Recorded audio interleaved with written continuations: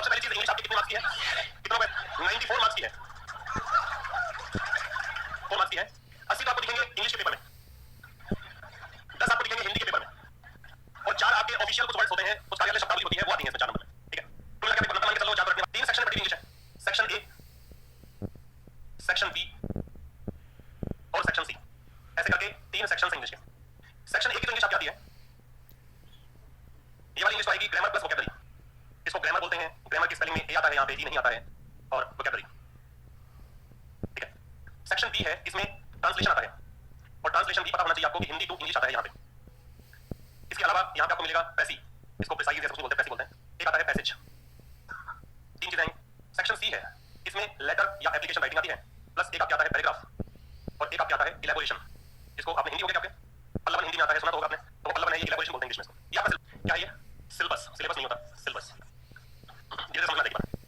ये सब चीजें आपको पढ़नी है, ये आपको ध्यान रखना है। अभी देखो बहुत सारे बच्चे को अलग माइंडसेट आपके जो भी आपने पढ़ा भी होगा स्कूल में, मैं कुछ भी अलग नहीं पढ़ाऊंगा, जो आपने 6th में, 7th में, 8th में, 9th में, 10th में, 11th में, 12th में और फर्स्ट ईयर में भी जनरल इंग्लिश का पेपर होता है, ये साल क्यों तुम 1 2 3 4 5 6 7 8 8 साल तुमने अंग्रेजी पढ़ी है, 8 ईयर से आप इंग्लिश पढ़ रहे हो, ये 9वें साल में तुमने प्रवेश किया इंग्लिश सीखने के लिए, 8 साल में तुमने नहीं सीखा, अब क्या गारंटी है?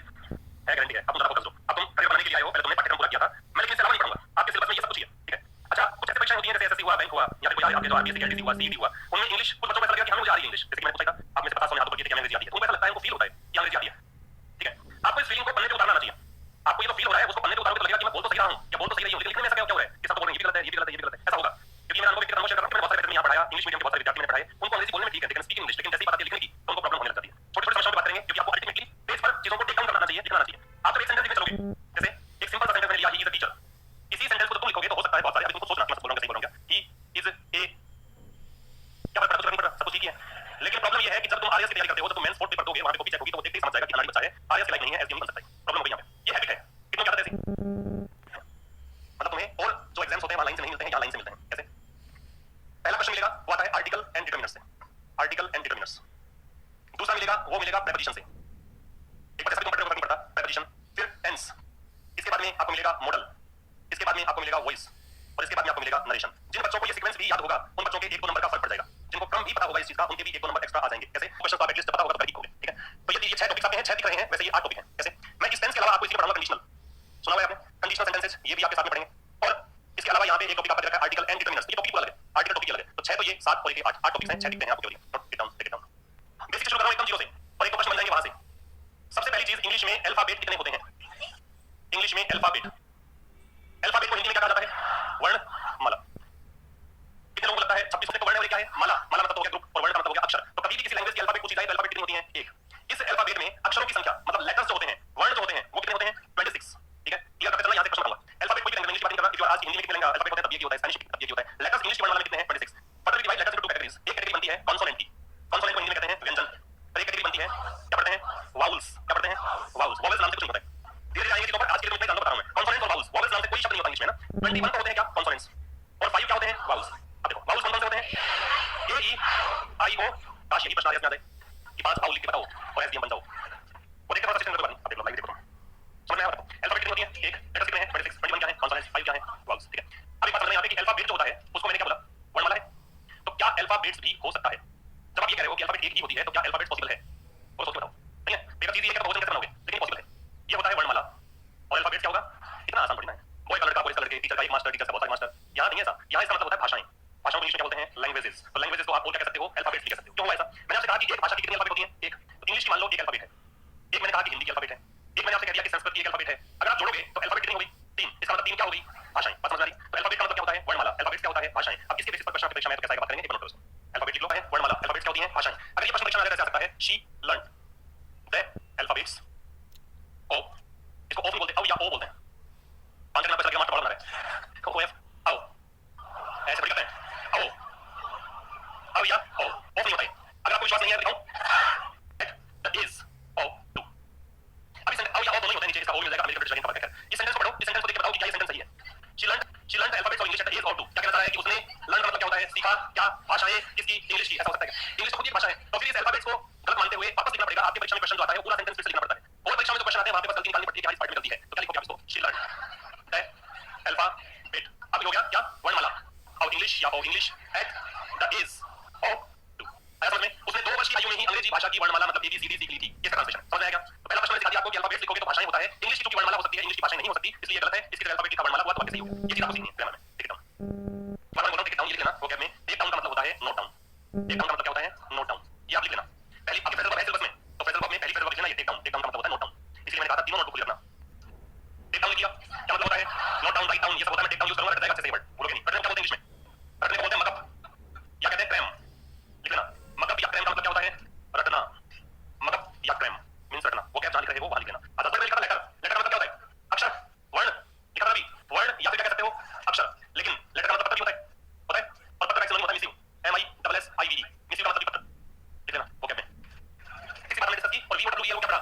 वाउल। कितने वाउल होते हैं? 5। अभी बात समझो। इंग्लिश टीचर का मतलब क्या होता है? आप इंग्लिश टीचर का मतलब अंग्रेजी का अध्यापक नहीं होता है। पता क्या है? टीचर ऑफ इंग्लिश होता है, ये होता है अंग्रेजी का अध्यापक। टीचर ऑफ इंग्लिश है वो क्या होता है? अंग्रेजी का अध्यापक। और अंग्रेजी ऐसे लिखते हैं, ऐसे ही लिखते हैं। ये जो तुम लिख रहे हो ये गलत लिखते हो। लिखो टीचर ऑफ इंग्लिश क्या होता है? अंग्रेजी का अध्यापक। इंग्लिश टीचर क्या होता है? वह है अध्यापक जो इंग्लैंड में रहता हो। जैसे इंडिया के निवासी को क्या बोलते हैं? इंडियन। क्या बोलते हैं? इंडियन। इंडियन तुमने क्या लिखा? वो सीख लियो, नॉर्मल लिखा हुआ है। इंग्लैंड में हिंदी पढ़ाने वाले को भी क्या बोलेंगे? English teacher. Teacher of English क्या होता है? अंग्रेजी का अध्यापक। अंग्रेजी का तरीका ये होता है, ये नहीं होता है। फिर समझ आ जाएगा। लिख लो एक बार। ये प्रश्न भी बनता है और इसका प्रश्न कैसा बन सकता है वो लिख देता हूं। जैसे mister Verma is our English teacher, मान लो ऐसा है।